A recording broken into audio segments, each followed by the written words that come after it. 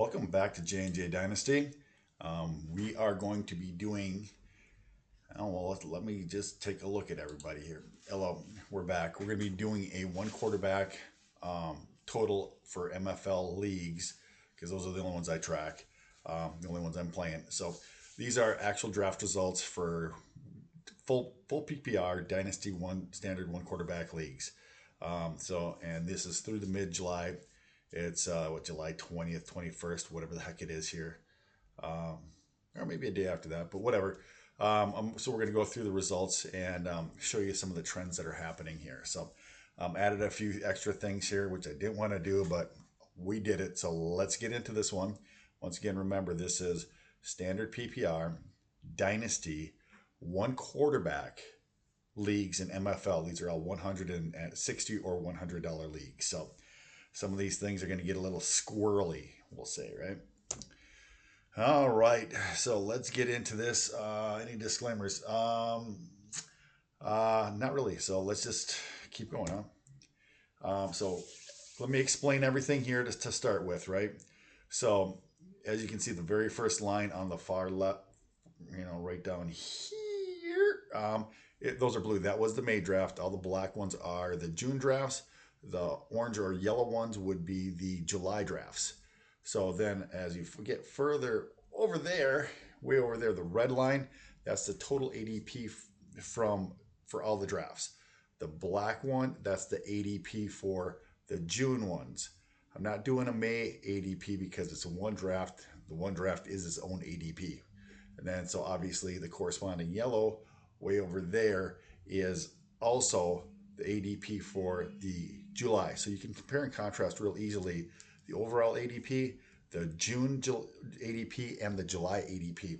So we have enough information here to really get cranking up on this a little bit because on 5 drafts you start getting a consensus as far as what people are thinking based off of the latest news. All right, so let's actually get into this one. And I put the little round on there, so hopefully maybe help a little bit. Oh, that was the other thing I was going to say when I had the page here. Ooh, let's go back here, right? I hope you guys would realize that I purposely did the worthy on the Jonathan Brooks because why not? Let's see if somebody notices that or complains about it, right? So that was kind of my thing. The background was the orange and the black, so it kind of fit in. So make it look like I'm dumb, but really not actually. So that was what I was going to be going on with this slide. So let's get into this. So I explained all that. So we have Harrison Neighbors, Odunze, Brooks, and Bowers. Those two guys are really, really tight at this point together. As you can see, then you have a little bit of a drop off to Caleb, Brian Thomas, Worthy, McConkey, Keon Coleman, Benson, and Daniels. But the thing that I was really trying to look at is which guys are falling and which guys are staying pat. So it looks like Brock Bowers is sliding a little bit. Is that 6.4 there in the orange? So that's that. And it looks like Ladd is climbing. He's up to 7.2 as opposed to the 8.9 and his 8.7. But, I mean, you can group your guys the way you want, but overall the ADP is pretty darn solid. I think we've got enough data to rule out a bunch of outliers, and this really gives you a much more succinct spot. And this is, I actually referenced this to one of my earliest videos when I did where I thought guys would come in. The wide receivers are really, really close. I mean, a couple guys who I thought, I got a couple guys mixed up. Who was it? Some guys in the second round. 3 of them flipped, so it might still wind up working out that way. But it seems like it's pretty close to what I thought it would be. Same thing with the top 5 running backs. I think though Lloyd is above what his name is. The Miami guy. Why can't I think of it? Well, he's on the next slide. Why don't we just go there, right? Okay, so let's do that. So I just got to remember how I can change my round. So this is now round 2. So then we got to do round 2. So hey, there you go. So this is round 2. And these are all the averages once again. Corum, Pearsall, Lloyd, AD, Mitchell, and Wright. So Lloyd is above Wright. I had Wright ahead of Lloyd in my other ones. Leggett, Polk, Burton, May, JJ, Rowan Wilson, and Snot. Ben Sinnott. I call him Snot for those of you guys who haven't watched before. Ben Snot. It's just more fun to say. So with that being said, Roman Wilson was one of the guys who I had higher than some of these other guys, and I also had Leggett probably going before AD Mitchell, but um, Pearsall was I had a little after AD Mitchell and Leggett on my rankings. So those are basically the misses. Otherwise, everybody's within one slot, I think, of where I had him slotted. But as you can see, there's some movers and shakers on this one. I thought, let me look up this real quick. I'm looking hard because I'm looking through a bad eye. As you can see, Lloyd is jumping up big time. He was at 17, now he's at 15. So that's pretty good. And then Ricky Pearsall is sliding. The Ayuk news may have been pushing him down here about Ayuk possibly staying. So, he's gone from 15 and 14 overall in June to 16. So that's a bit of a slide, and Corum just is staying solid at 2.1. I mean, as you can see, he's 12, 13 in most drafts there. So really pretty standard. So, I mean, very similar to a few of the other videos. Some guys are jockeying a little bit here and there. Try to do it in at least 3 draft chunks to get any information changing or any trends as we go there. So let's move on to round 3, and then we will get this going here. So Troy Franklin, as you can see with him, he's one of the guys who had a big jumps in or movement. Overall 26, not a big deal, but 25.1 in June to 27.2 in July. So that's a 2-slot difference. So, I mean, I might even suspect him to possibly fall back a little bit more unless some news comes out, and then, he's sitting about where he should be anyways, right at the 2-3 turn, which is where I thought he would be. Vidal, I don't understand the love for him. As you can see, he's a major jumper. 26th overall, but 28 in June and 21 in July. And if you look back, the only thing that's holding him back from even being higher is very early in the process, he was going in the 30s and the 40s, late 30s and early 40s. Otherwise, since then, he's been pretty steady in the very late second or the very, very early third. So, I mean, that price point is right on where we're saying. Ray Davis also, he's just holding tight. He's just consistently drafted right where he's at on average. A couple guys reach, a couple guys got a discount on him. Same thing with Bo Nix. And then you have Malachi Corley, who I thought he was sliding, but he seems to be just rock solid. My feeling with watching these drafts and looking him up is that Malachi has been sliding, and I would expect him to continue to slide. But apparently not with what the numbers are saying, because they got him right in at 30. Bucky Irving holding steady. Baker is climbing a little bit. I mean, 1 slot. Luke McCaffrey, he's one that's sliding. If you looked at after the news came out about how good he was doing in June, he was up at 33 for draft position, or 33rd rookie off the board. Now he's going off at 37. So that's a pretty big difference. I mean, and you got a big difference here in Tyrone Tracy. People are remembering that, he could actually play a lot. So now he's going up at 32. So you have to make your adjustments accordingly if you're going after those guys. Sanders is just holding steady, and Estime has been sliding a fair amount too. Because if you look at the earlier portions of the drafts, he was going in the early 30s, and now he's averaging 40. So he's going after 40 in many drafts here, especially in July.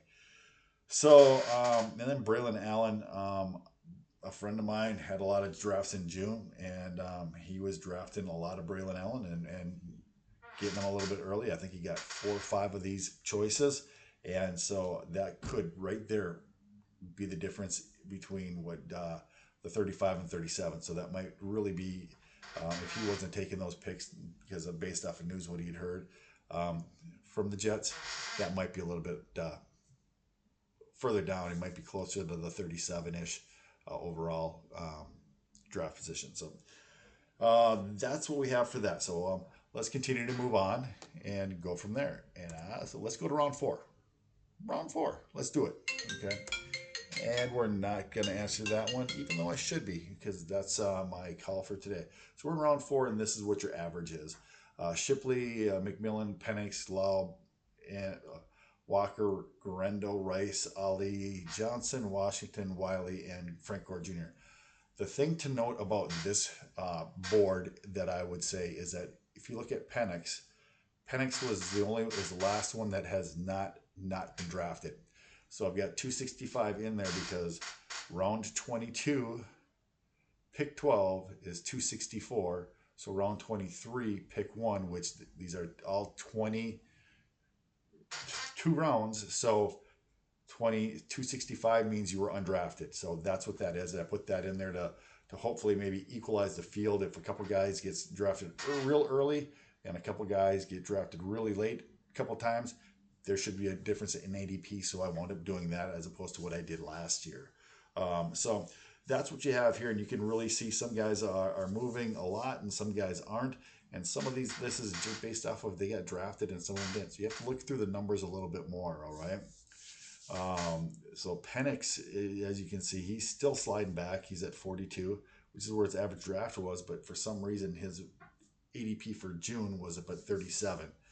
And same thing with Shipley was at 36, and now he dropped to 41. But he's averaging being picked the 39th rookie. And so that's what these numbers mean. Those are the average selection for being the rookie, right? Your rookie. So that's where you're going. And let's see if anything else that I want to say about any of these guys. Yeah, well, if you look, is it Garendo? Garendo's a pretty big leap up from 86 to 48. And so that's pretty substantial, although, you know, in June he did not get drafted twice. So you want to maybe take a look at that a little bit better. Maybe guys in that league weren't as sharp, or those two leagues weren't as sharp, but still, you know, your numbers are a little bit higher in the June drafts anyway. So, all right, so that's round 4. And if you want me to go to round 5, I've got a round 5. So let's get into round 5 and we'll go for that. So there's round 5 and boom, this is what you got. These are the guys who are mostly undrafted, as you can see by their numbers, 230s or above. That basically means that, especially on the other slide too, if you hit 230 for your ADP in the red, you basically aren't getting drafted a lot. So the other numbers in June or July really don't matter. I mean, you can look to see if guys are getting a couple drafts in June or a couple drafts in July and see whether you think that they're picking up steam more so for these guys. So I'm not even going to read these guys' names. That's kind of the whole video. If you got any good information out of it, please like, and subscribe to the channel. I'm going to continue to do this through the early August draft, and then I think I'm going to do one based off of what the final results were and based off of what I put down as far as my predictions. So it's looking pretty close from what I just glanced at it on my spreadsheet. So we'll look at that maybe. And then hopefully throughout the year, I will be giving up some updates on some rookies I like or other players. There's a lot of guys I like, and as the news comes out, things change. So I am hopefully gonna be in the running for several championships in my multiple leagues. All but 1 or 2 of them, I think I really got a real shot. I've got some real shots at 3rd place, but I don't think I have real shots in a couple leagues for the champion because there's some strong teams in a couple of the leagues I'm in. So just going from that, I'll bid you adieu, right? And let's do that. And do I need this one? Boom, right there. Right? So with that being said, thank you for watching. As always, like, click, subscribe, hit the bell for notifications so you can get these updates as soon as you can for all of your drafts. So once again, this is a mid-July rookie update for 2024 for one quarterback Dynasty Standard PPR leagues. Okay, and with that, thank you very much. Have a great weekend, and we'll go from there. Oh, now I gotta close up my stuff. Bye. Oh, ping.